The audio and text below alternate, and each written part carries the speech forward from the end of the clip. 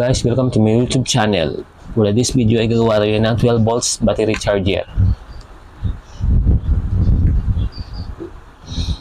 Bali yung gamitin natin ay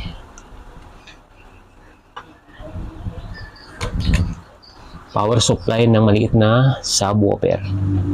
Bali yung kukunin natin dito itong supply. Yung input niya ay 220 volts at ang output ay 14 volts AC. At yung capacitor na 25 volts, 4,700 at saka rectifier diode. AC cord. Wire papuntang battery. Dalawang alligator clip. Electrical tape, gunting, at saka tester. Umpisahan na natin. What? What the fuck? Bali, tatanggalin natin yung mga di natin kailangan.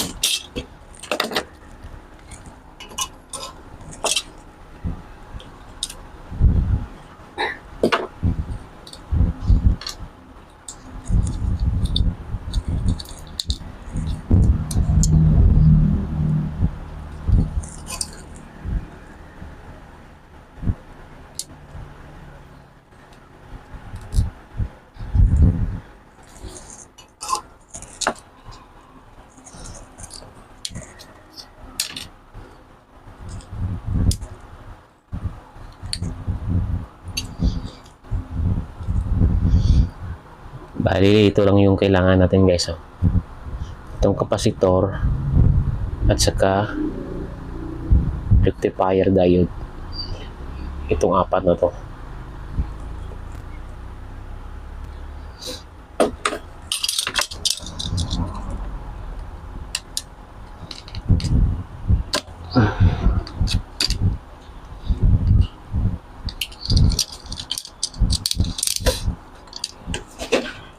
Kulang kasi tayo sa gamit kaya mahirap gumawa.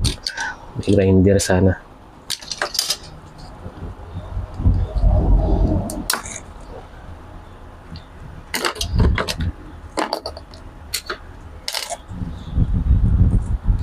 Bali, ito lang guys, oh. Ito lang.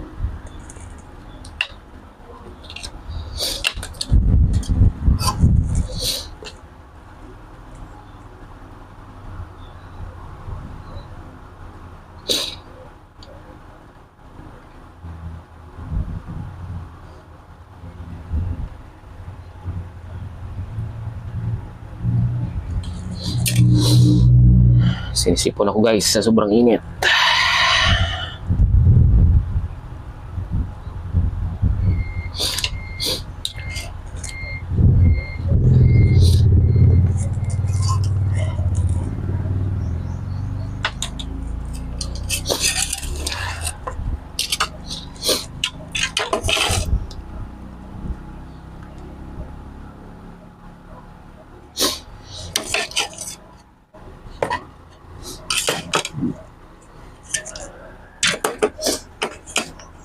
Bali yung 14 volts na AC, ang kanyang output dito natin ilalagay sa board ng rectifier diode para maging DC siya papuntang filter capacitor. Bali dito yung AC niya sa gitna ng rectifier.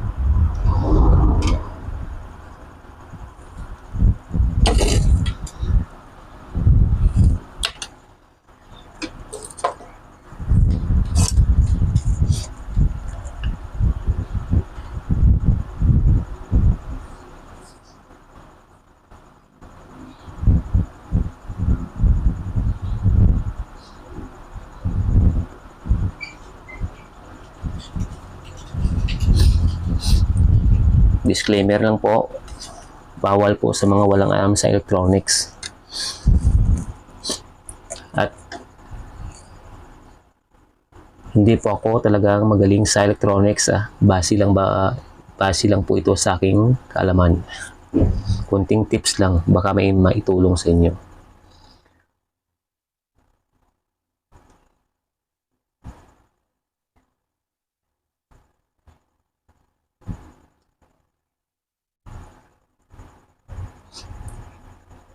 Kung wala kang alam sa electronics, huwag mong gawin ito.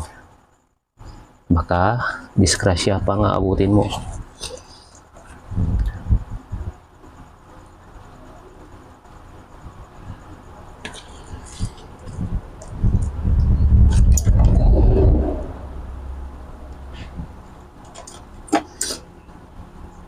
Kasi ako medyo may alam sa electronics, kaya kaya kong gawin.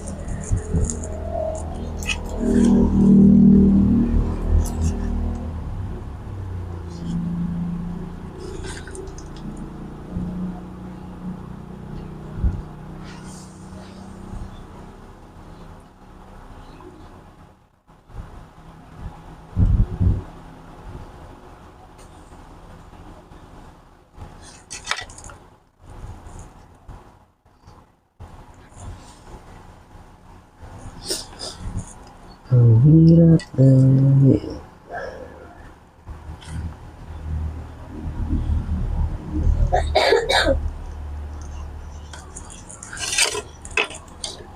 inuubo pa yung anak ko, guys.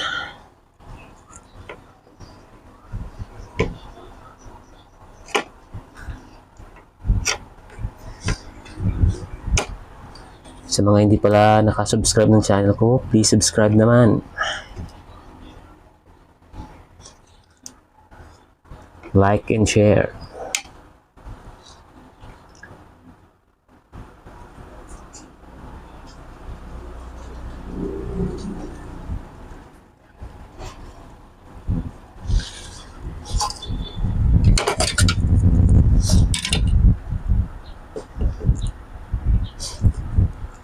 Bali, ito na, guys, oh. Ito lang yung kinuha natin sa board. Tapos yung output ng supply na 14 volts AC punta dito sa rectifier diode para maging DC siya. Ang output nito mamaya mga 14 volts to 15 volts DC.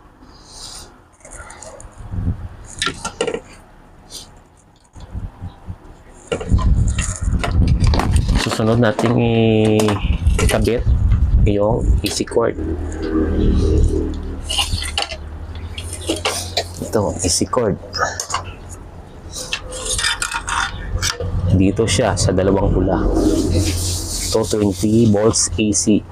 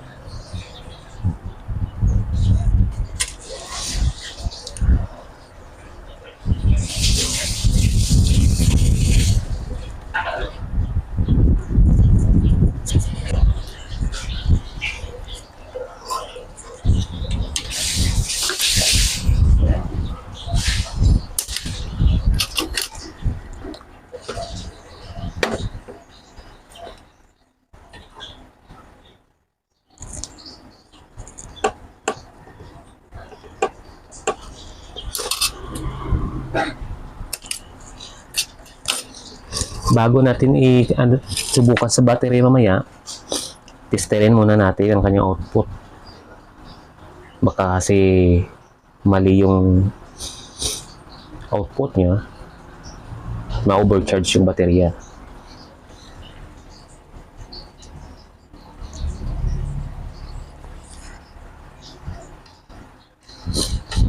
Dapat kasi yung output nito 14 to 15 volts lang.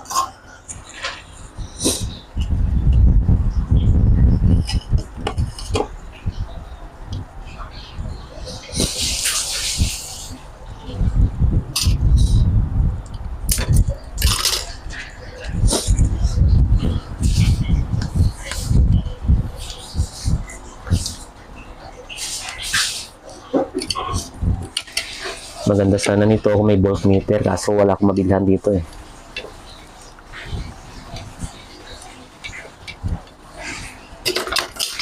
Bali, tester lang mamaya yung i-monitor natin.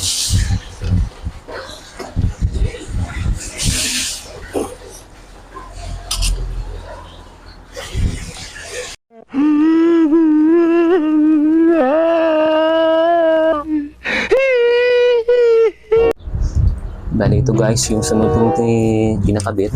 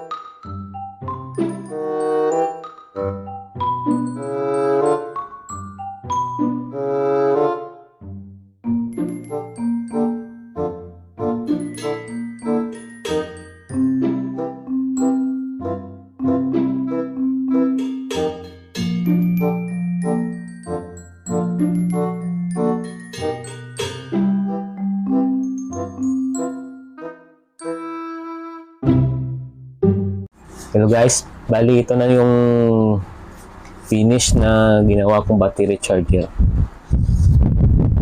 Pwede mo rin itong gawing power supply ng mga 12 volts na amplifier. Pero maraming kulang dito. Wala akong indicator light.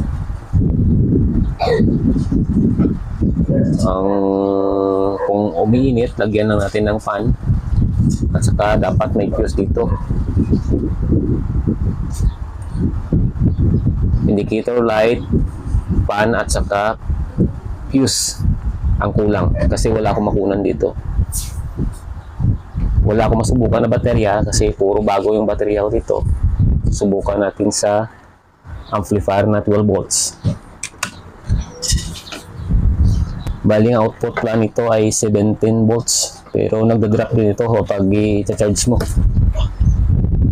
Oh my God! Wow!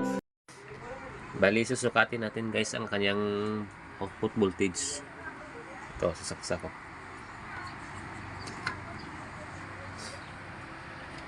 $17.9, 18.4. Pero magdadrop yan pag nilagay mo sa battery hanggang 15 volts. Hindi natin masubukan kasi wala akong battery dito. Susubukan natin yan sa 12 volts na amplifier. Wala kasi akong baterya dito. Off ko muna. Bali, ito yung 12 volts na amplifier. Ito siya. Bali, nakakabit yung DC cord. Ito.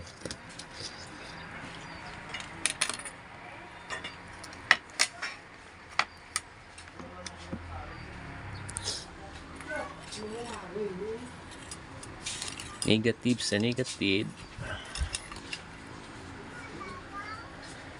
Positive sa positive. Mahirap pala walang cameraman.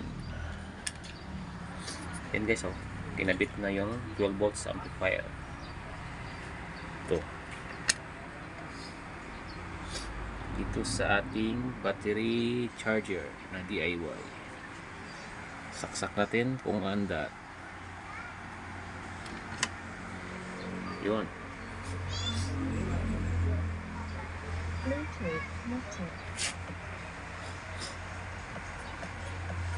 Music natin saglit guys, baka makapiright tayo.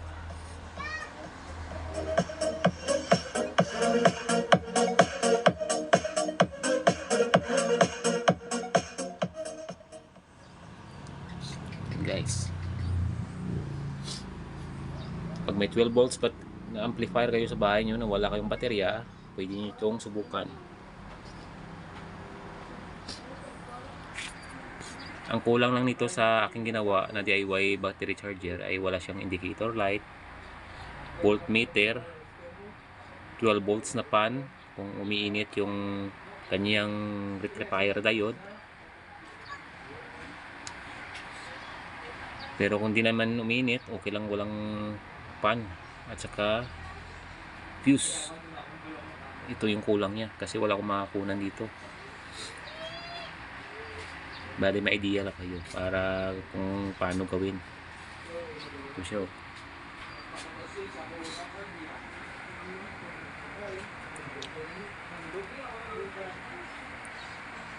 Ka 12 volts to na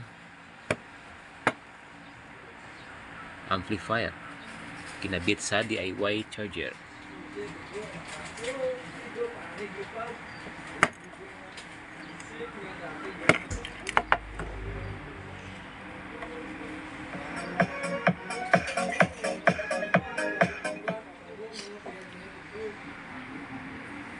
Hanggang sa susunod na video. Salamat.